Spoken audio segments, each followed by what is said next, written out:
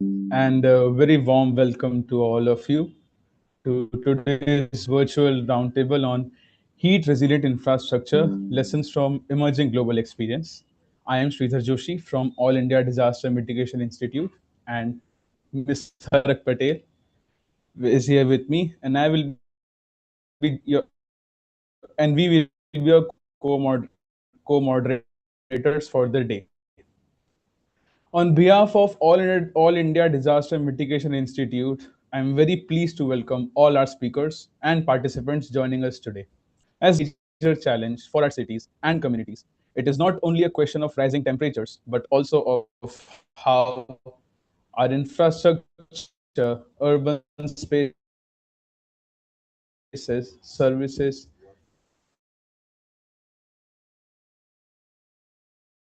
and communities are able to cope with and adapt to this growing risk.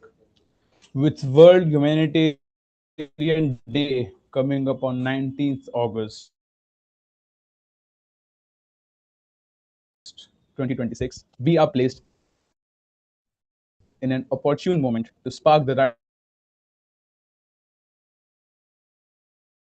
right conversations that take us closer to effective humanitarian action and disaster risk reduction. We will explore how extreme heat, world humanitarian and well-being of people affected by crisis, and of recognizing the humanitarian challenges that communities face. Extreme heat is increasingly becoming one of those challenges. Its impact may develop not only as a climate or urban planning issue, but also as an important part of humanitarian action and disaster risk reduction.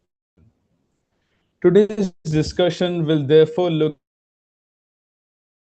at heat resilience from a broader humanitarian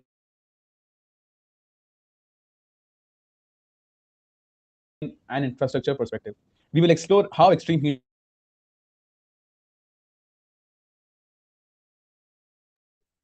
is emerging as a humanitarian challenge, how geospatial tools and heat risk mapping can help create a safer, cooler, inclusive, and more vulnerable areas, and how resilient, cooler, inclusive, and before we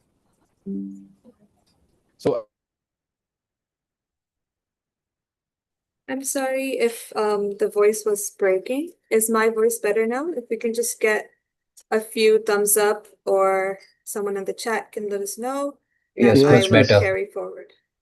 Okay, I'm so sorry for that. I'll continue from I think I'll reiterate a few things that Mr. Sridhar as well pointed out about today's virtual roundtable. First of all, we know extreme heat is increasingly becoming one of the challenges that is affecting more and more people and more at-risk populations every day. And we understand that World Humanitarian Day is coming up on the 19th of August. And this places us today, everyone in this virtual roundtable and everyone within the humanitarian space. It places us at the opportune moment to spark the right conversations that take us closer to effective humanitarian action to tackle extreme heat. So World Humanitarian Day reminds us of the importance of protecting the lives, dignity, and well-being of people affected by crisis, and of recognizing the humanitarian challenges that these communities face. And this makes it so much more important to think about heat resilience not only as a climate or urban planning issue, but rather as an important part of humanitarian action and disaster risk reduction, with a central theme of inclusivity. So today's discussion will look at heat resilience from a broader humanitarian and infrastructure perspective. We will explore how extreme heat is emerging as a humanitarian challenge, how geospatial tools and heat risk mapping can help us understand it better, to be able to identify vulnerable areas, and how resilient and nature-based infrastructure, nature-based solutions can help create a safer, cooler, inclusive, and more resilient urban environment. So before we begin today's discussion, I'm also very pleased to share that we're launching a new special edition of SouthAsiaDisasters.net, which is titled Heat Resilience Infrastructure, Lessons from Emerging Global Experience. The publication brings together experiences from disaster risk recovery and explores how lessons from this space can inform more practical and inclusive approaches to extreme heat action planning. We have shared the link to this publication in the chat, so please feel free to access it from there. And our discussion today will also build on these lessons and build on these the articles that are shared within this publication. And so today's roundtable will have presentations from three very important speakers. We have Mr. Charles Kelly, who is the chair of the Environment Community of Practice at the Global Shelter Land and Site Coordination Cluster.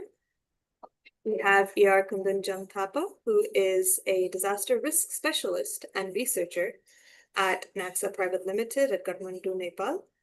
And Dr. Deepa Gawali, who is the executive secretary at the Gujarat Ecology Society in Vadodara, Gujarat.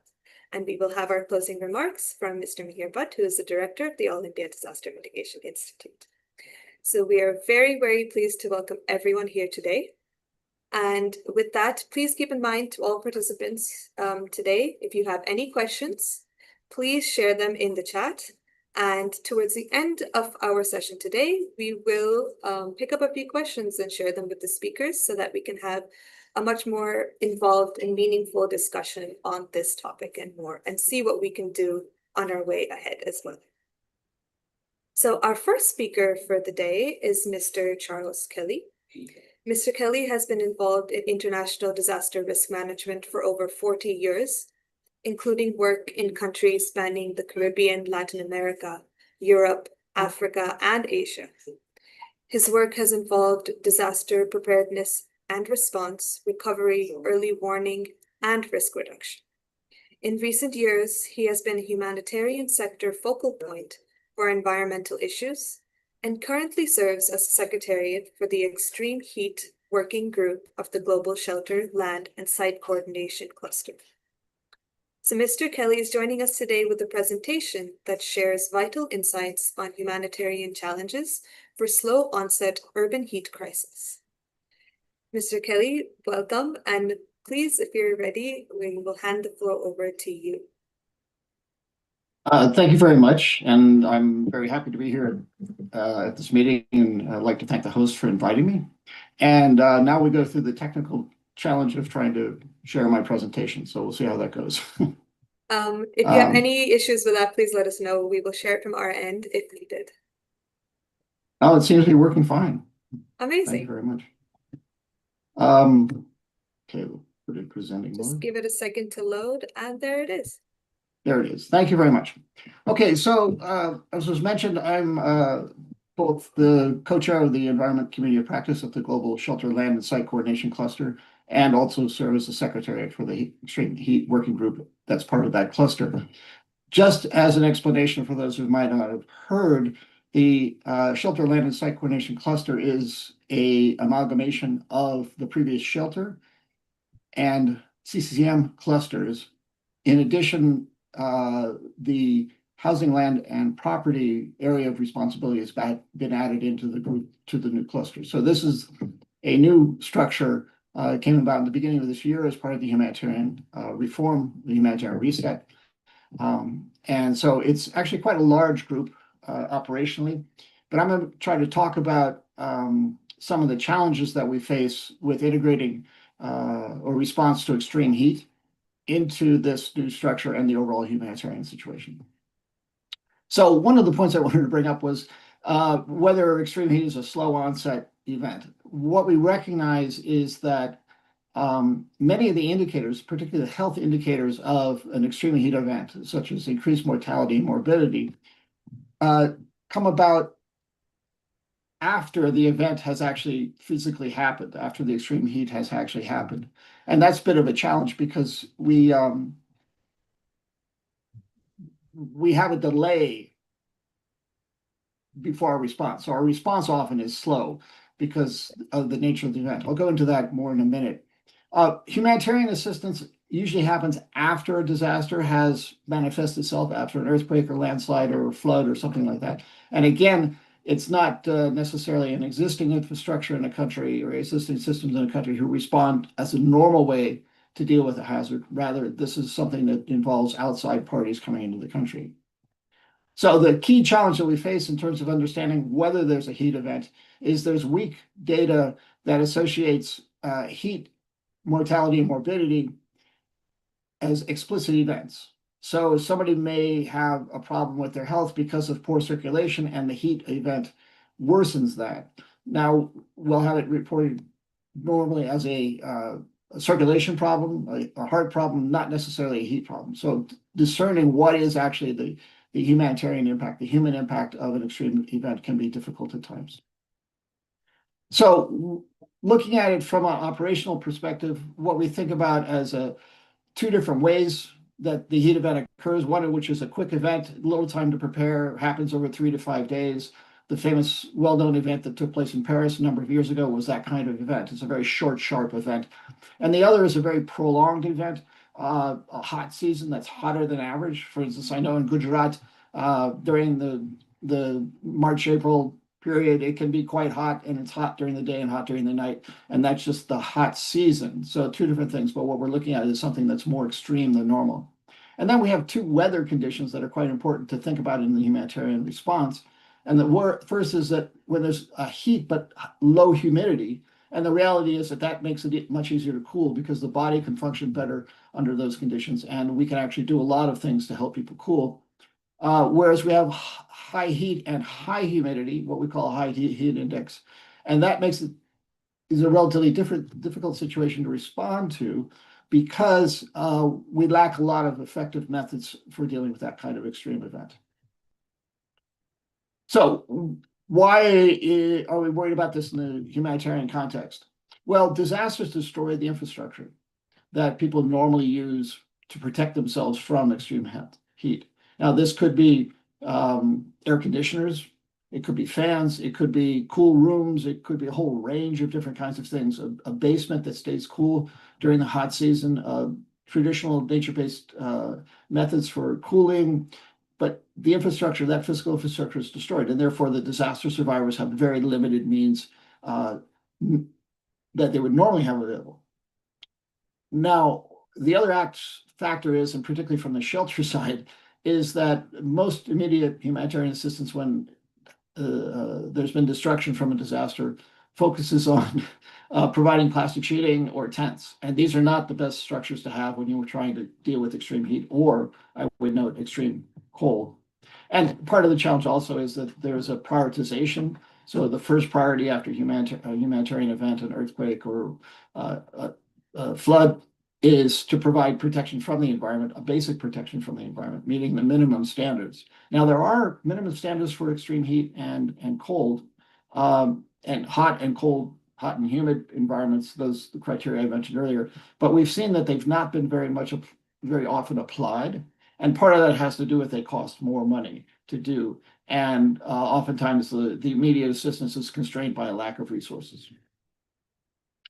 So the basic question that we face on the humanitarian sector is when we're preparing a disaster response proposal for funding is how many lives are we going to save by providing better thermal comfort, which is the technical term for reducing extreme heat. So there's the weak justification problem we face. There are actually poor options that we have to address heat. We can't rebuild buildings. We can't set up large spaces that can accommodate people in a cooling center or things like that. So a lot of challenges we face, a lot of prioritization that needs to take place. So what we really look at is some very short-term, in some cases, not very energy efficient, but very practical measures. So one of the things that the International Red Cross Red Crescent has worked on with the Vietnamese Red Cross are what are called cooling spots, where people can come in and sit down and have a cool glass of water and cool off before they go on their daily work. So this is very important for people after disaster who are working at clearing their houses, taking care of debris, cleaning up, getting ready to rebuild, a place where people can cool down for half an hour or so. And that's very important because that's important physiologically for the body.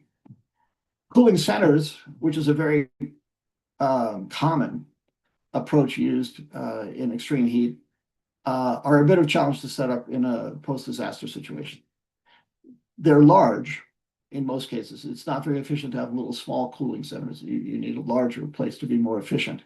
And that's efficiency in terms of actually providing cool conditions, but also recognizing that physiologically the body needs time to recover from working or being under heat stress.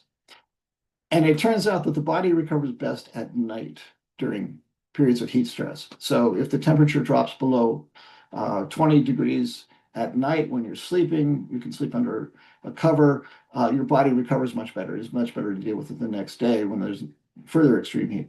If you don't have that period of recovery, then it's a growing impact, growing stress on the body. And this is particularly important for those groups that we always refer to as vulnerable groups. So you have people who have compromised health, you have the elderly, you have children, pregnant women, and they all are more stressed out because of the health conditions, the heat conditions. But if you're going to provide a cooling center that operates at night, you're going to have to provide toilet facilities, food, security, lighting, bedding. It's quite a complicated kind of thing to do. And we tend not to want to have communal centers where people spend time, days, weeks, sometimes longer, living because they can't go back to their normal houses. We don't like doing that because of a lot of social and operational constraints that occur. But that's what we need for a cooling center. And when you look at a city of 500,000 people, you might need hundreds of cooling centers to accommodate the population. So this is an operational challenge that it's very expensive, relatively expensive, I would say. And how do we justify that when we're not necessarily getting health data that says that the extreme heat event is threatening people's lives and well-being? And the final thing is something that's been developed, is being developed right now, as a matter of fact, in response to El Nino. Because El Nino is not only a dry or wet conditions, but it also will have hot conditions. It will have heat waves during El Nino. And so one of the ideas that's come up is being developed right now is called cooling kits. And these are things like fans with power sources, solar panels or batteries, towels that people can wet, and containers to hold water, because often the lack of water is one of the reasons people don't drink enough to help themselves cool down or use other methods for cooling. And the whole idea is to keep people out of the cooling centers and let them use their own techniques and own methods to cool. Now, this is all relatively easy, technically, when it's hot and dry. When it gets hot and wet or hot and humid with a high heat index, our options are limited. For instance, when it goes above about 32, 33 degrees Celsius, in high humidity conditions, more than 60% humidity, a fan is not effective. Matter of fact, it can be contradicted because what it actually does is pushes hot air across the body, and the body's not able to cool off naturally. And so these are one of the challenges, the real challenge we face. There's been some research done. Organizations like Better Shelter, universities have been looking at how to use geothermal cooling, placing tubes underground to pass air through to use for cooling. It's a concept that works quite well. It's been used in industrialized countries like Toronto. It uses geothermal cooling, but it's something that we really haven't had a lot of experience operationally, and have to figure out how to do more efficiently and effectively within the constraints of the humanitarian response. So to summarize, extreme heat is an insidious threat. It's hard to recognize and it's hard to manage, particularly in high heat index, high humidity situations. We need for better reporting on heat-related mortality and morbidity. It needs to be included in the health reporting as a contributing factor. We do need better preparedness, of course, and we need some better technical management options, as I said, with cooling when it's hot and humid. In urban settings, it's hard to manage due to the loss of infrastructure that's normally available for people to use to deal with health and the heat issues. There are options available, but a real technical question for a humanitarian response is, how many cooling centers do you need for a city of 1 million people? You don't need one for everybody, but how do you segregate out the population that needs the cooling center, needs that support because of their vulnerabilities or their economic status or other factors? How do you come up with those numbers? We really haven't addressed that challenge yet. So advocacy is very important. And it also is important for better planning in terms of planning for earthquakes or floods, that heat should be part of that. And I would note also that Nepal is actually doing this process right now. They're planning for drought and extreme heat in relation to El Nino. So thank you very much. I've included my email address. Please reach out to me if you have any questions. And I hope that's worked through as appropriate for the session. Thanks a lot. Thank you so much, Mr. Kelly. That was very insightful, and I'm sure it definitely built so much context around what we're going to be talking about today even more. And just to point out, I really, really enjoyed your great connection between heat, health, and even if I can take it a bit further to livelihood as well, where we need to understand more and more how heat is affecting the health of individuals, and like you said, specifically of vulnerable populations, and seeing how these factors, such as, like you said, for rest and recovery, how important it is for there to be lower temperatures that can support their survival of the next day of extreme heat, and so that they can earn their livelihoods to continue everyday basis. And really trying to find that balance between local individual interventions for extreme heat resilient infrastructures along with public spaces and public interventions, where we can find that right balance that can support all those that need the space, all those that are most at risk to extreme heat. So thank you so much for that presentation, and I'm sure we will have many questions, and I will raise them towards the end of today's session. But in the meantime, let us move to our next speaker, which I think when we're talking about this connection or trying to understand which spaces need to be targeted when implementing interventions for extreme heat. And our next speaker, Iyarkundun Thapa, is really going to give us insights into how we can leverage the right technologies to understand local extreme heat on on an as minuscule basis as we can.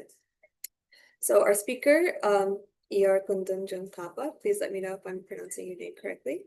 They are a disaster risk specialist and researcher at NACSA Private Limited, and they are a civil engineer, and his work uses GIS, remote sensing, field surveys, and digital platforms to support heat risk mapping, anticipatory action, which more and more we need to be talking about, climate adaptation, and resilient infrastructure planning.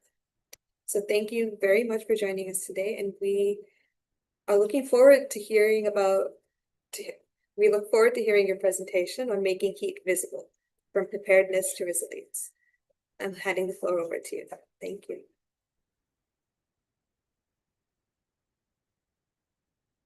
I'm sorry, but your voice is not audible. If you can just check your audio settings once, that would be amazing. No, we still can't hear you. I'm so sorry. Can you hear me now? Yes, now we can hear you. Okay. Okay. Should we be sharing our screen, or will that? I'll try to share. Amazing. Can you see my screen? It's loading. Yes, we can see it. Thank you.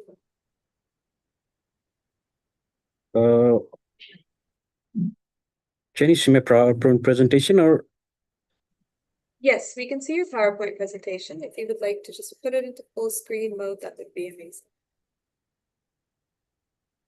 Okay. Yes, we can see it now. Okay, thank you everyone for giving me this opportunity to share our experiences and the works we have been doing for the past 10 years in the field of GIS, remote sensing, digital technology, and disaster risk management. So I'm Kundan Thapa. I'm, as the host presented, I'm a civil engineer by profession. I've been working in this field for the past 2-3 years with NACSA, our company. I'll start by presenting introducing my company. At Naxa, we are a Geo ICT service company, and that means that we basically try to utilize the power of digital technology with GIS and remote sensing to provide different types of solutions that can be utilized in across different sectors. May that be disaster, may that be urban planning, or may that be across non-science sectors like tourism or even simple management processes. So our basically what we have been doing is try to utilize the power of technology into providing evidence-informed decision making to clients, to governments, to humanitarian sectors who are working across different fields and help the mankind solve the existing problems. So basically, we work on eight thematic regions. So currently, our most priority is on disaster risk management, specifically on heat and health. So since past few years, especially the heat, events of heat has been occurring very frequently in Nepal, and it has been like felt by the people living here, and it has also been identified the government as one of the measured hazards that should be accounted alongside earthquake, flood, and landslides that are affecting people on daily basis.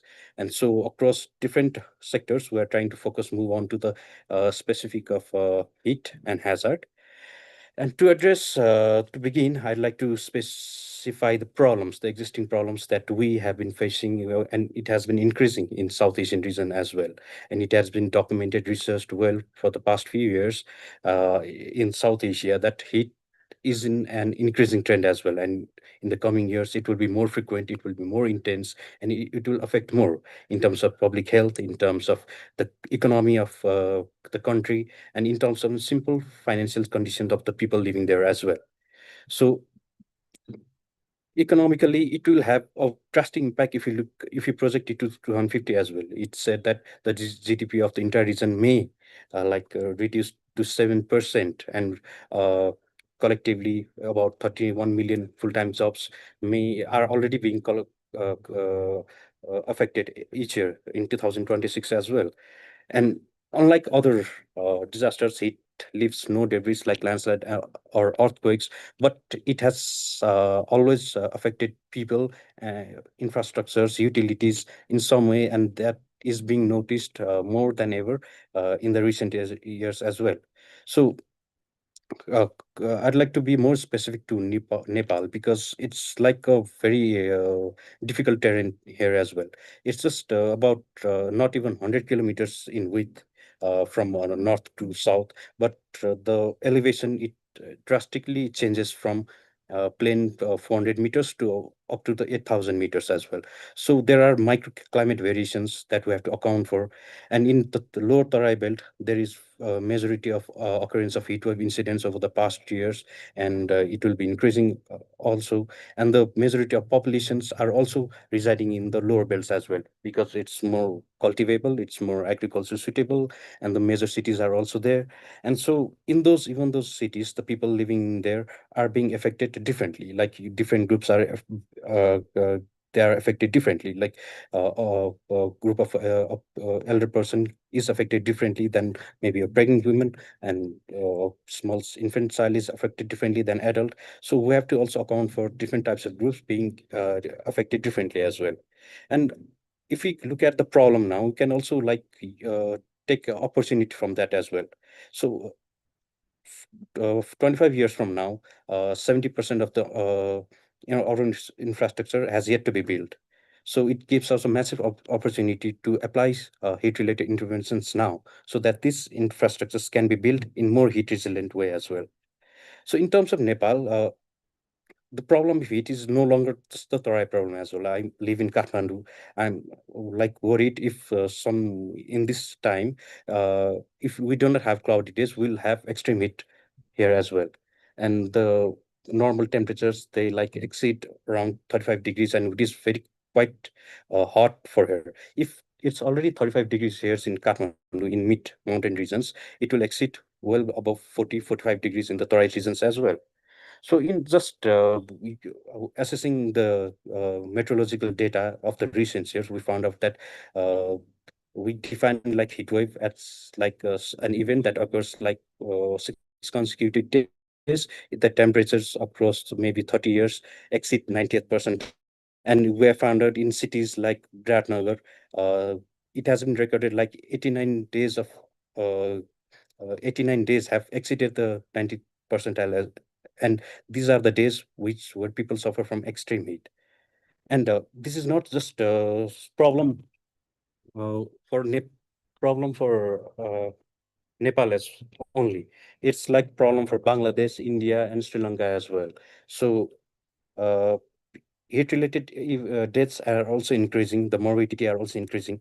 The income of the people who are working in daytime, in outdoors, their income has been uh, reduced drastically over the years, and it does not only impact their financial conditions, it also impacts their mental health as well. And during our past studies, we have found out that it has been affecting those people, and they are like finding difficult to cope up with these events, and they are like worried the next time such events occur, they will have even more severe impact than what is now. And they have no particular kind of support from government. They cannot cope themselves because the financial conditions are very weak. And so to resolve these problems, like different types of projects, different types of studies are being done independently by different humanitarian agencies. The government are trying to work on the policies as well, but the frequency of the rate of change of the rate of occurrence of these heat events is so rapid that the solution that we are providing is not up to that pace, and the impact of those heat events are drastically increasing, and was not visible. I think 5 years ago, the impact of such events were like not so visible and not so accounted, but it's been so frequent these days that it has been visible in day-to-day life as well. And across our past experience, the project that we did, majorly we did three types of projects. We conducted here geospatial analysis in all these projects to understand how the heat hotspots are, uh, how the heat hotspots occur in different regions, where the heat hotspots are most likely to occur as well. And if the heat hotspots are there, how many infrastructures, how many people, how many households, the health providing facilities, how are they affected? We all assess those as well. And to help the government, to help the humanitarian sectors be more robust and to apply those researches, those studies, the analysis, we also have built some systems that they are utilizing now. For example, the we 2 3 years ago we devised a heat wave and cold wave anticipatory platform for the Department of Hydrometeorology. It basically takes the sensor data from every stations around the Nepal. It analyzes the historical data. It forecasts if the heat wave is going to occur or cold wave is going to occur, and which of the municipalities, which of the cities are more prone to risks. And that's uh, that's how the government, the officials can understand if the impact is going to occur and how intense the impact is going to occur. And to understand this level of analytics, we need to figure out, conduct field surveys, field researches to understand if the how severe the impact of it has been occurring uh, in different those heat prone regions as well. So in our experience, what we find out, the schools, the health posts, the hospitals, the utilities infrastructures, they are all being affected by heat on those similar days. Like for example, schools are places where small children go to study, and there are like a number of children, they go to school, they have strict timeline routine of maybe 9 to 5. They have to go to school. The buses are there to carry the school. But if we look deeper into that, the schools are not equipped with plans or would not are not aware about the impact of health. The school buses, they even though school buses are designed for 40, 42, or 60, they carry students of 80 numbers. Because they are like limited to their capacity, but they are like basically not aware properly, because it can have severe impact on the students as well. And there are like health facilities, the health service providing facilities as well. They are like not equipped well to adapt to provide the services in case health related conditions or health related patients overburden the facilities there as well. And there is also cascading effects, like during heat waves, the water level dries out. There is situations of conditions of droughts. There is shortages of water, and this also adds the impacts of heat in those areas.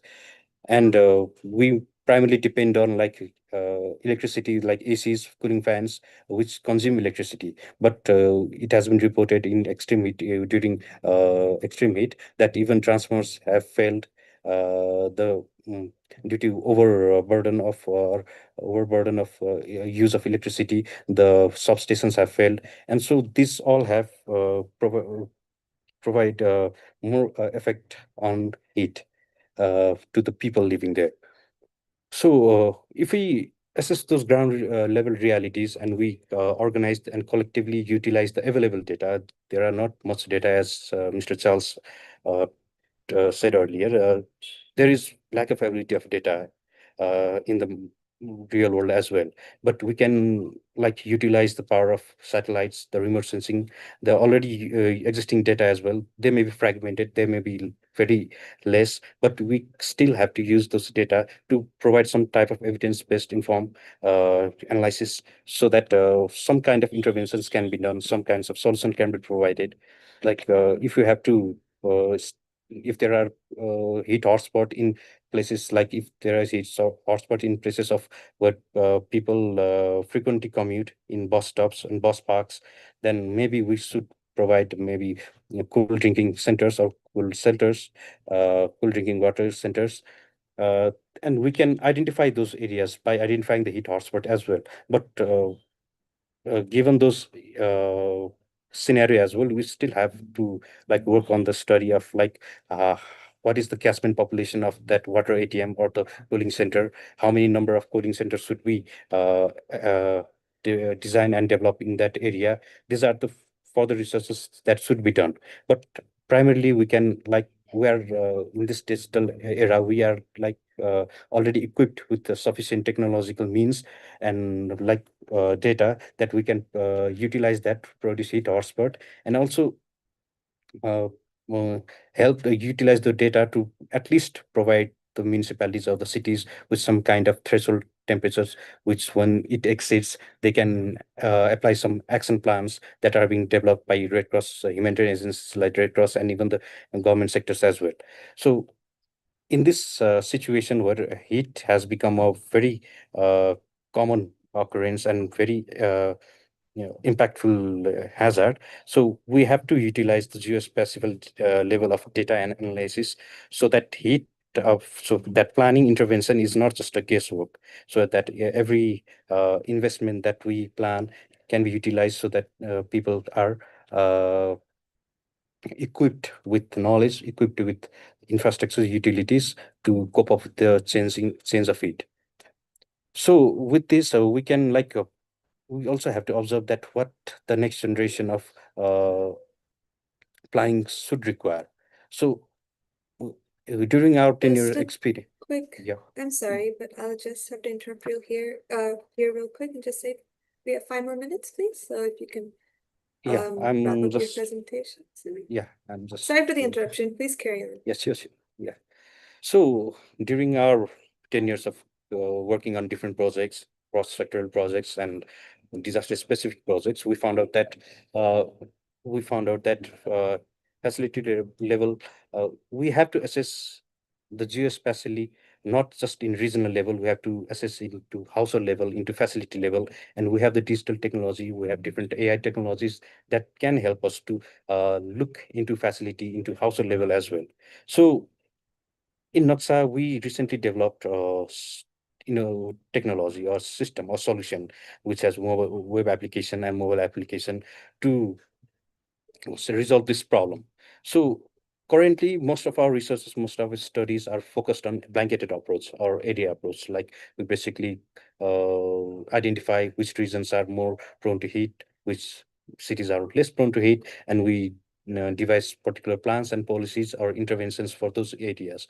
But even for us particular areas, even in certain area, the different communities within that area can be affected by heat differently due to their circumstances, due to their vulnerable conditions. So we devised a tool so that it can like not only harness the data collected from field from surveys, but it can also utilize the data that are already maintained by different systems like health management systems or by government. It can pull in the data from APIs, utilize the data, analyze it, and provide meaningful output. Like if we can integrate the data from health facilities for health management information systems, we can like basically take the crucial data from that, analyze it, and we can also provide them by analyzing it, which of the how is the health facility, the particular health facility, more vulnerable, and how what can be done to make it more resilient towards it as well. So the concept of DASTA is like our prime focus to shift towards from response-based planning to more of anticipatory planning. So recently, a lot of intervention, a lot of projects has been done on community level, on area level. So it can be done very effectively in household level as well. We have done this in Malawi, in Nepal, in Bangladesh, and also we have been doing in new areas as well. And for all those areas, we have like found meaningful feedback that if you can provide information analytics in household level, in facility level, then it is much more useful for city planners to provide meaningful intervention as well. So for particular, for if a household is more vulnerable to heat, the neighbor household may be less vulnerable to heat as well due to their circumstance. So the government, the agencies can like put in tailored risk communication messages or plan some kind of interventions so that all the houses, all the households, or all the facilities are into a par to be more heat resilient. So on that, we have like 8 services that we can provide. We provide heat mapping. A concept that we devised is citizen science, where local people living there can contribute using their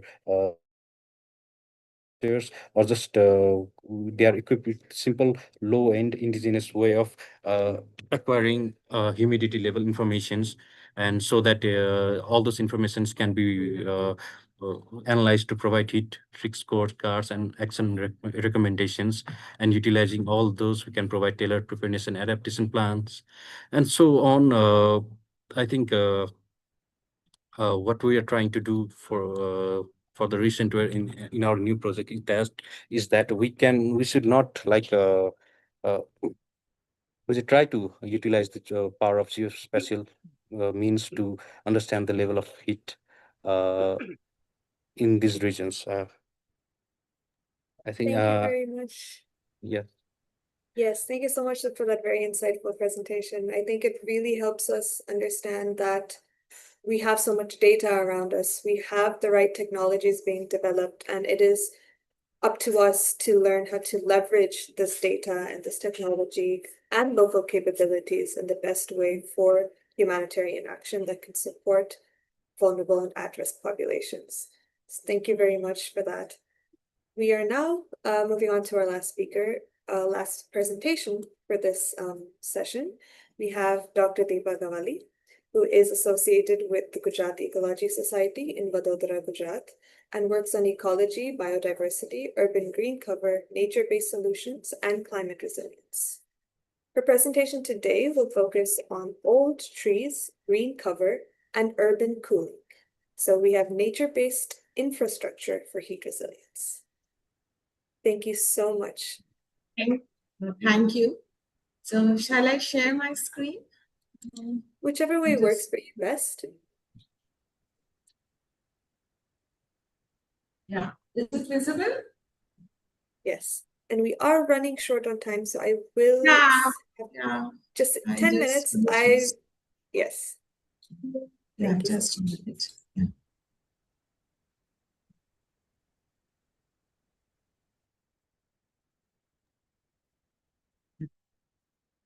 Are you able to see the first slide? Yes, we can see the first slide. Thank you Sure. so much.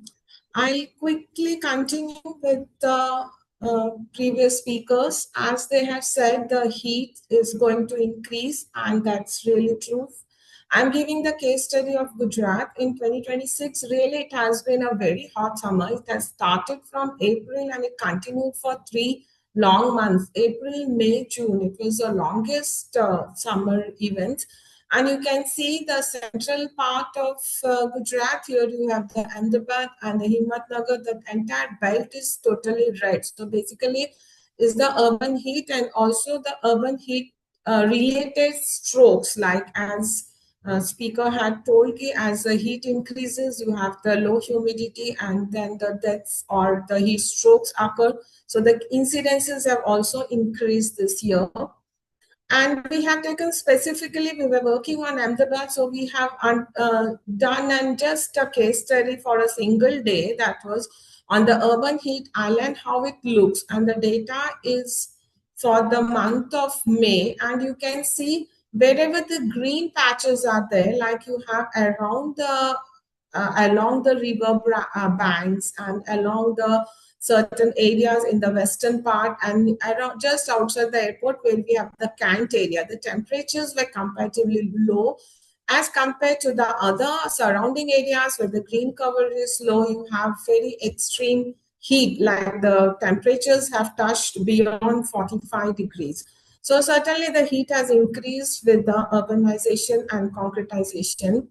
Now, when we see the LULC map of Ahmedabad, now it has, for last 40 years, we have mapped it, and it clearly shows how the urbanization has kept on increasing. Like 76, it was a smaller patch, and the down 2025, you see the entire city is like totally it's concretized. So, and the green patches are just very low. It's only some 25 to 30% is only green cover, and 672% is urbanization, whereas in 76 it was the reverse. So certainly this kind of concretization also adds to the urban heat as the temperature is increasing and we have the urban heat. Now, why the urban heat matters? Because the communities, like vulnerable communities, as the previous speaker also told, you have the school children who are going, you have the street vendors, there are the cart pullers, there are the bicycle riders or senior citizens. Now they are the vulnerable community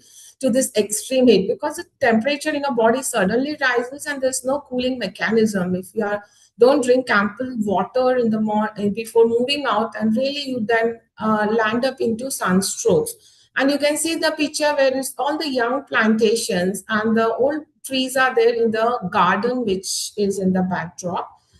Now, why the old tree? Now, how do you define an old tree? Of course, this is an old tree which I've clicked recently from the botanical garden at Bangalore. But certainly, this is a very old tree. But any tree which has a age, like we measure the age in the terms of the circumference at breast height or the diameter at breast height. So certainly, if it is more than 2 meters, then we can call it as an old tree. Now I give you an example why the old trees are required. Now the old trees, as you can see, now they have their canopy, and that canopy, when it is full of foliage, so they have a mechanism of, you call it an evapotranspiration. Now every plant, they undergo a process of transpiration where they release, to keep themselves cool, they release the water in their atmosphere. And this water then keeps the surrounding cool. And that's how the temperature beneath a tree is always a difference. There is almost 10 to 12 degrees of difference. And I'm sure those who are in from the village side of any of the country in India or even outside, you can see there's a center. Every village has a central place, and you have an old tree, or we call it as chabudra in North, where the people sit beneath the tree and discuss the issues or problems. So why? Because that's the area which keeps it cool, and it's such a cool, you feel soothing also. So this is how the urban heat, or how we can mitigate. So certainly there are technologies, you have the all the technologies, but which again somewhere is related with, you have the electricity, you have carbon, you are consuming, contributing to the carbon somewhere. But with the natural trees around yourself, you can not only keep yourself cool, but also support biodiversity, supports good species, plant, tree, this birds, number of birds also visit, and also keeps the temperature cool. So certainly this is a best nature-based resilience for a longer term and at no cost. You just need to conserve or protect the tree. Now you can see these two pictures. Now the canopy is not thick. This was during the mid summer, in the month of May and April. We were moving around in Ahmedabad, and at the afternoon 12:30, when it was almost 42, you can see even in the smaller shade also, the big vehicles have just parked and just trying to avoid the heat in the from the road.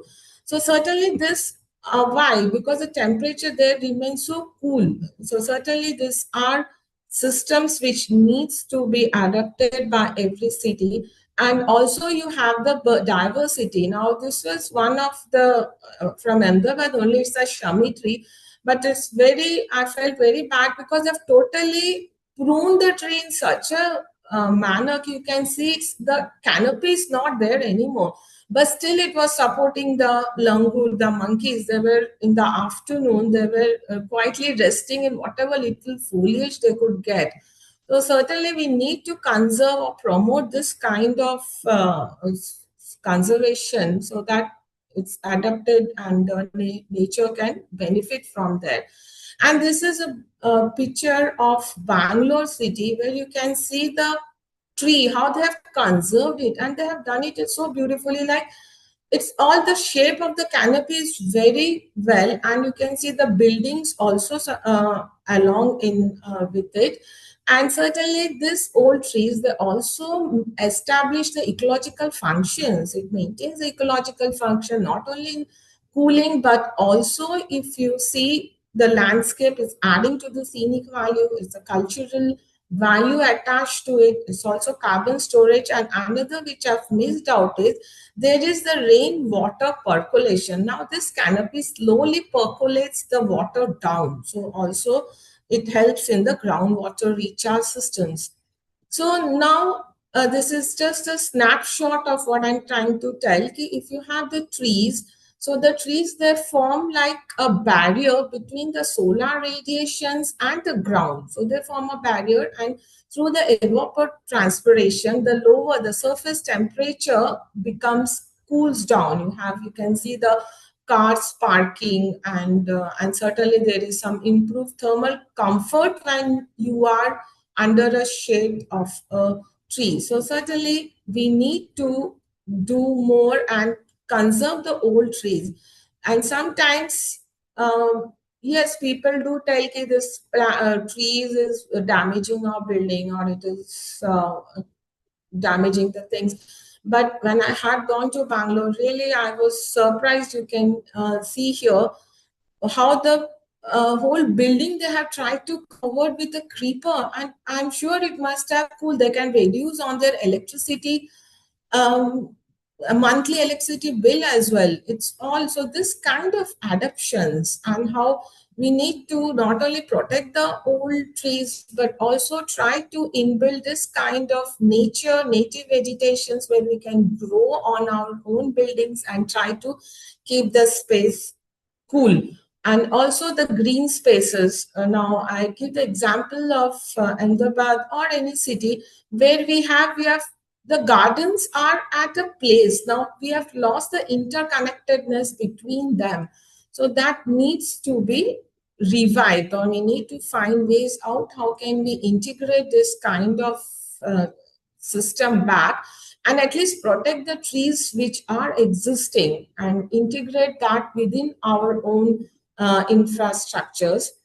And this was one case. I had gone to under IUCN World Congress. I had gone to US in Hawaii, and this is a beautiful, like you can see the canopy. This is a banyan tree, and it is in the middle of an mall. It is a big mall, and you can see here on the right side we have the entire root system, the stem, everything is left intact. They have even the escalators which is provided without damaging the entire tree. So this kind of integration we need to do when India is now trying to go for modernization and creating more infrastructure, creating more spaces. So we need to integrate this kind of designs within our system so that we capitalize on the nature cooling system which is existing. So this is how in future, if we need to keep our urban systems cool and prevent from heating up, this is what I think every house should go, so that they have green lobbies and try to green and keep the things cool. Yeah, it was very fast on my presentation. Yes.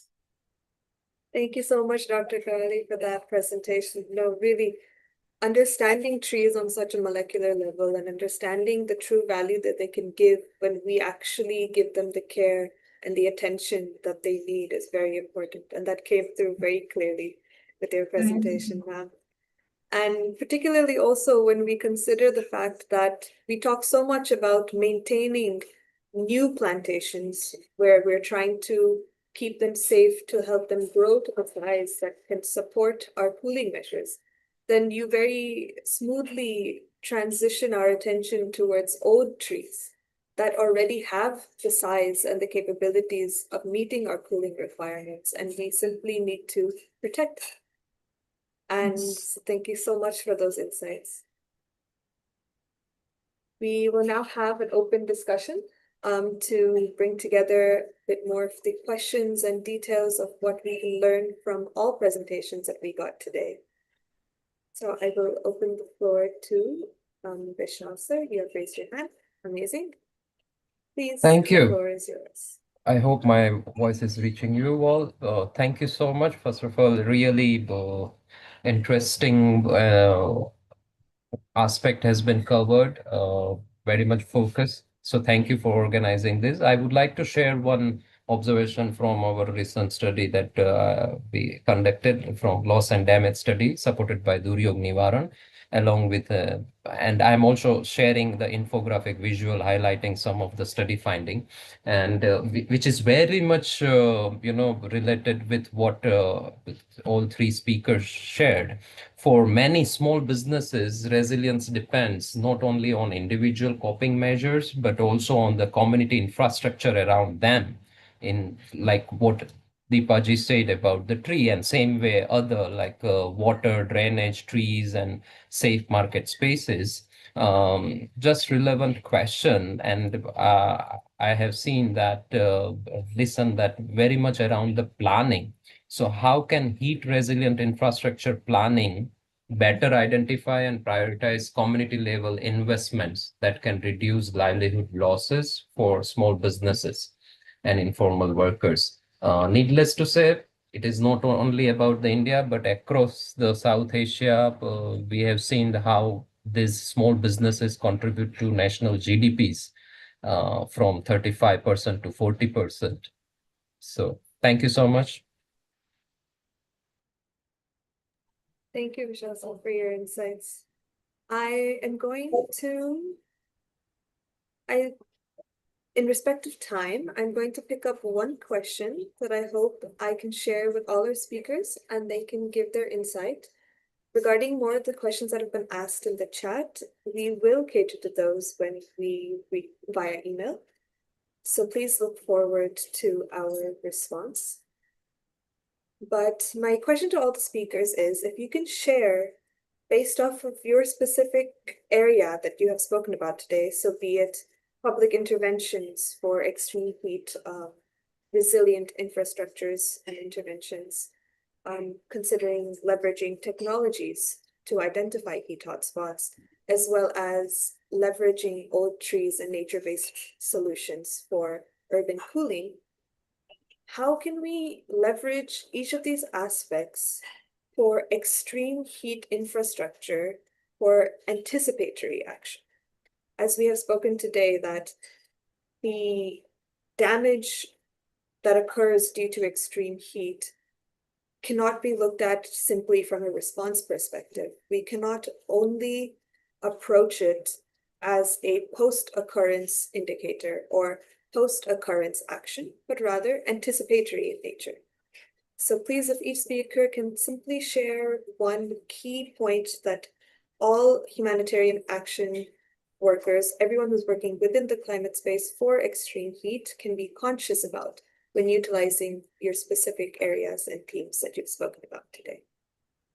We'll start with Dr. Gawali, please. Thank you. Yeah, certainly trees can be integrated in the designs. Like whenever town planning is being done, okay, now whenever town planning is done, it's always the villages which are integrated into the city expand, right? Now Ahmedabad is going to increase or include 100 more cities. Now those villages, they have their own old trees present. You have old banyan trees, you have old people trees, which are along the farmlands, which it was previously.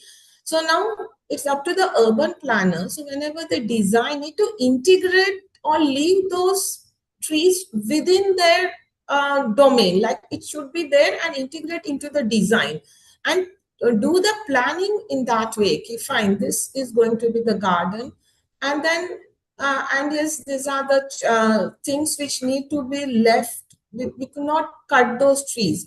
And somewhere in the law also this to be needs to be integrated. At least the Gujarat law, urban development law, should integrate presence of trees within, or when the integration is done in urban planning, they should integrate or do not cut the trees. So that simple law has to come in, so that the resilience, because old trees, the new generation or young trees cannot compensate for the old trees. So we need to do the designs or put a provision in the urban planning system as well. So that's my thing. Thank you very much. Yes, definitely. It's planning and safeguarding and protecting within our planning. Thank you so much. Mr. Kelly, if I can please hand it to you. Thanks a lot. So I'm going to break the rule here and say two things. One is for the humanitarian sector, obviously, the planning is very important, as was mentioned earlier. The other two things are you have to consider extreme heat as part of your response, like you have to consider extreme cold as part of a response. So it has to be part of the thinking of the response rather than coming up and realizing later that it was something important to do. And the other thing that I wanted to say, and in response to actually one of the chat points, is that shade is really good. So shade nets, providing shade is really important. We can't have old trees grown in a matter of hours, but shade is our next best option. So shade should be one of the key things that the humanitarian response focuses on. Thanks. Thank you very much. And if I can also please ask Mr. Papa to please give these insights as well. Yes, sure. I believe that for any heat level interventions or planning, I think the first thing that we need to look is understanding how the heat actually occurs, where it occurs, and how it occurs in those places. And that's where we need to utilize the technological means now. So understanding the heat hotspot, understanding the community level circumstances, their situations, the household level situations, even the health services that will be providing services during the periods of extreme heats. We need to understand all those domains via the data available. So we have the means of data there. We have the technology to analyze those data as well and understand how the heat reacts in those situations.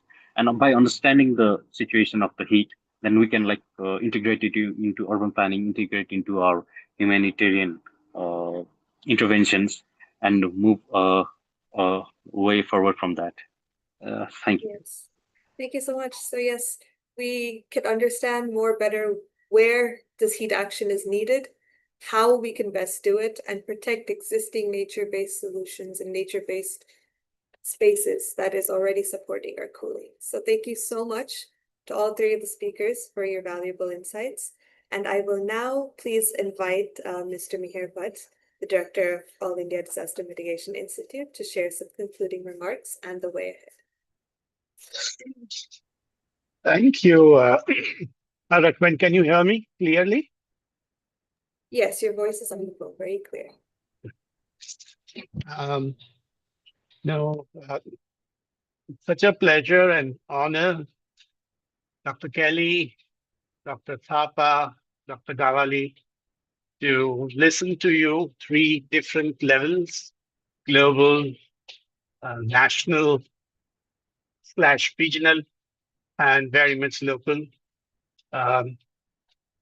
I think I'll not try to summarize everything that is said today, Sridhar Bhai, but instead I would like to leave us with a few questions and a few specific suggestions to help this discussion forward. Mr. Kelly, the first question is, as you pointed out, are we seeing heat clearly enough? Data, photographs, pictures, temperatures, a whole range of evidence. Are we seeing heat clearly enough? Heat is changing how people live, how they work, travel, study, sleep, care, recover, fight also. Yet it remains strangely invisible in many of our systems. So it seems that parts of our system at least are heat insensitive. Heat often leaves reduced income, as we know, exhaustion, sleepless nights, unsafe homes, interrupted work, higher health costs, for example, and greater care burdens to women and other workers as well. So, Dr. Thapa, the heat is invisible in the landscape, though you pointed out how you address that, but very visible in the lives of the people. So what is missing in the system is very much there in the lives of the people. So we need to look at people far more closely. That is the infrastructure users. The invisibility matters. What we do not see, we often do not count. And what we do not count, we often do not prioritize, as we all say. And what we do not prioritize rarely receives adequate investment, money, for protection, even if it may be an old tree, as Deepaji, you pointed out. So making heat visible must become a planning task in data, maps, housing, labor protection, schools, hospitals, transport, water, public spaces, local budgets as well, very much every local budget. So Deepaji, temperature tells us where it is hot, but people tell us where heat hurts. And when I say people, I mean nature, which includes people, but also trees and animals and all living parts of around us. So during extreme heat, infrastructure is not only a bridge, a road, it is a building, it is, or power it is. It's also the ability of everyday system to continue functioning safely. It may be electricity, water, education, banking. It may be protection, social safety, all of that. So a shaded bus stop or a cooler classroom or a ventilated home, a drinking water point, which is well protected and always available during the heat hours, workers' space to rest, may it be a cooling center, as has been shared by Charles Carey. But so all of that, so that's the first. The second question is, are we moving quickly enough from heat knowledge to heat action in terms of addressing the infrastructure needs? So today we have heat risk maps, satellite information.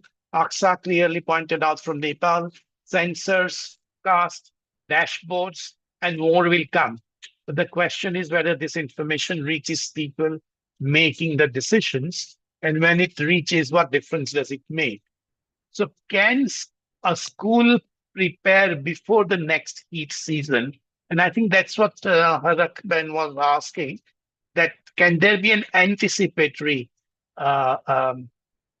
infrastructure which is anticipatory in nature, not just protective and responding? So can a market identify missing shade? Can a health center anticipate heat stress before actually people turn up to the health center? Can a small business know what adaptation may help it continue, as Vishal Pathak was pointing out here? So the value of a heat map begins when somebody can act on it and when there is an infrastructure to take those actions. So we need to look at the cooling infrastructure in that larger sense.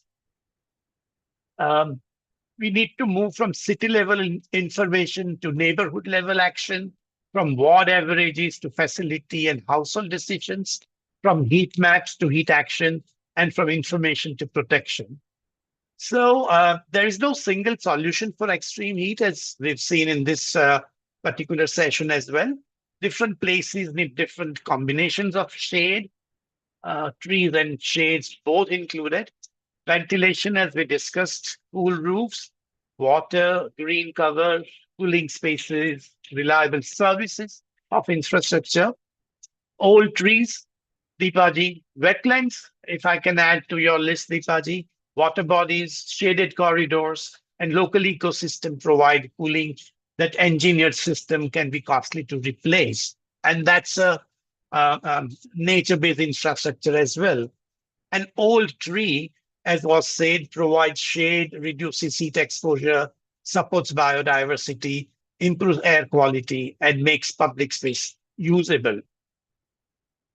So, Deepaji, what you were saying, if I may rephrase it for my purpose, that an old tree is not a decoration. In extreme heat, it is public infrastructure, and that's how it should be seen.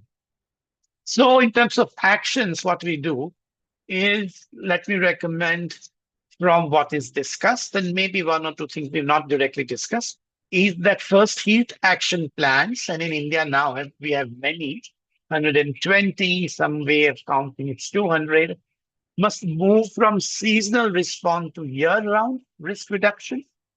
Heat planning must influence housing, school, hospitals, labor, protection, transport, water, electricity, urban design, and local budgets. So heat sectoral plans within that. At AIDMI, we increasingly think of this as all-season and all-weather community cooling infrastructure. That's what the plan is about. Second is, infrastructure must become more people-centered and nature-centered. Both are not separate, of course, when we say nature, people included. The question is not only whether infrastructure exists, but whether people can safely use it during extreme heat with comfort. Infrastructure is resilient only when people can still use it safely. Third, perhaps the way ahead is that finance must reach community scale infrastructure.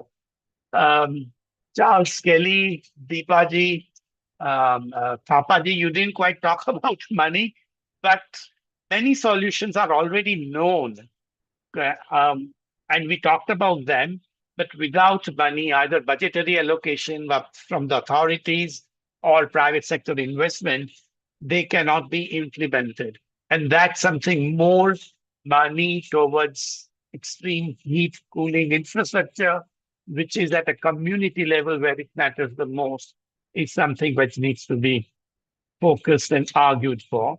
We don't always have a shortage of ideas in reducing extreme heat and protecting infrastructure for that. We often have a shortage of small, timely, local finance.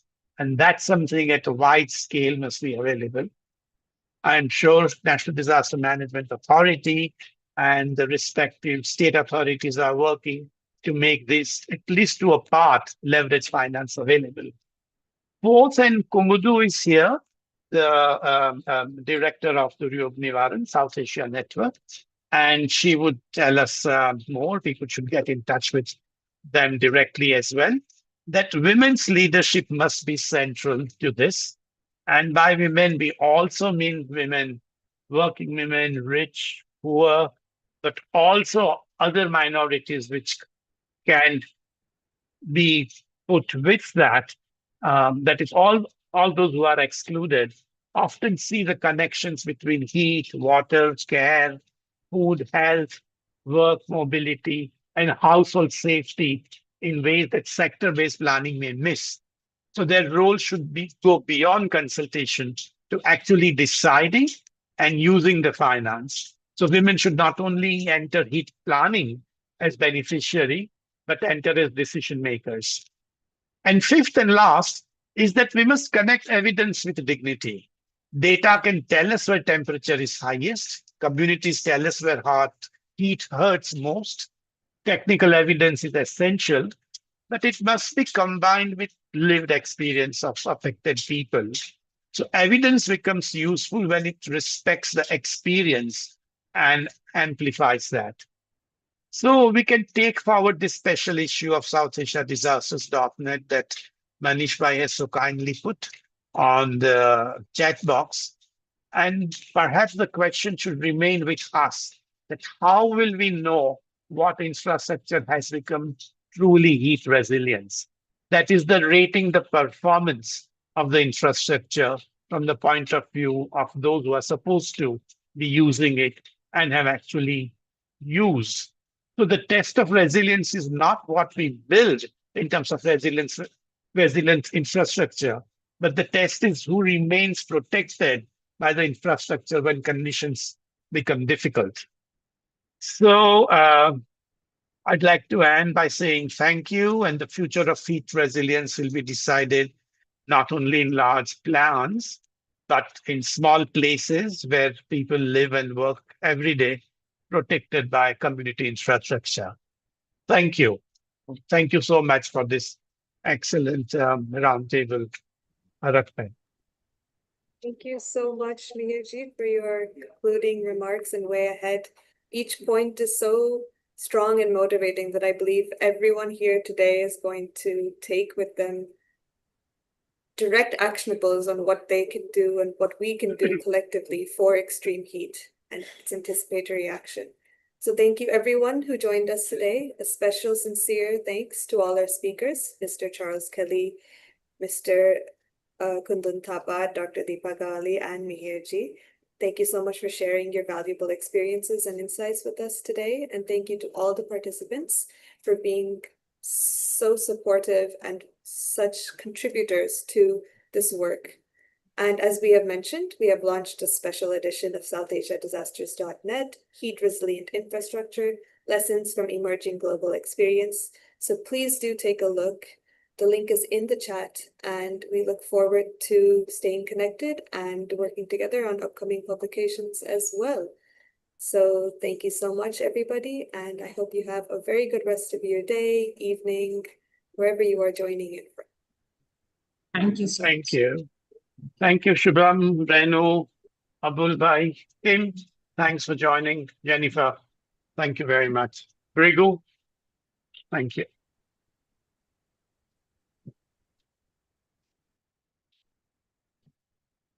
Ian Davis, thank you so much.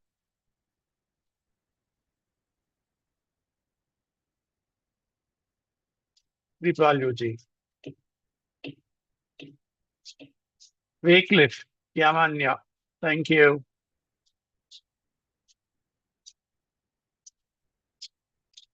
Magdalena, thanks for joining.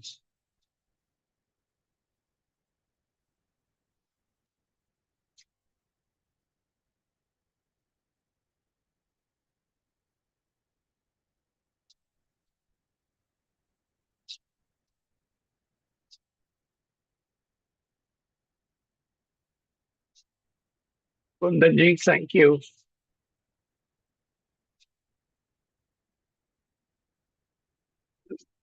Virendra Kumar Thakkar, thank you. Hippolyte Roy, thank you. All the way from Africa. Loy, thank you. Ashish D, thank you so much. Thank you very much, Mirubat. Hippolyte. Yeah, it's a long Good. time. I know we should do Yeah. something Yeah, together again. let's talk about Okay. it. Yeah. Yeah. Yes, yes. Thank you very much. Suresh, of course.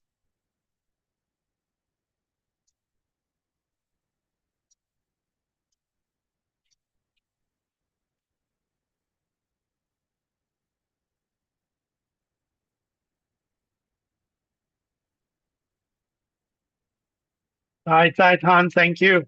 It's a long way. I'm glad you joined. Thank you.